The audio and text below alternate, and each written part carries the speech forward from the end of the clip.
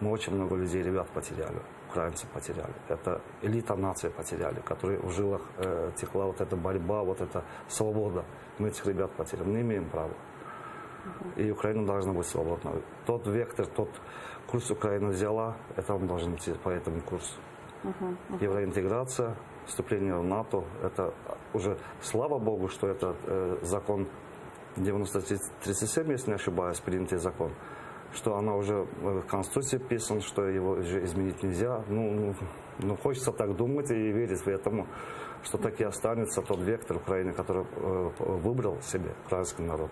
Опять-таки, Небесная Сотня. Мы же выбрали этот вектор именно благодаря Небесной Сотне. Нельзя этого забывать. Даже не имеем права этого забывать, как минимум скажу. Поэтому я надеемся и верим, что такой курс останется.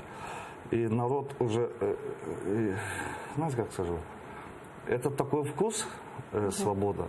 Любой народ, попробуешь этого вкуса, он никогда этого не забудет, он всегда будет стараться рваться к этому. Я думаю, что украинский народ, как бы там ни было, какие там реванш, не реванш, там не называли, как бы там, народ никогда не соизволит себе вернуться назад, туда, опять-таки, на объятия того же империи, который веками держал их на коленях, оно туда не вернется.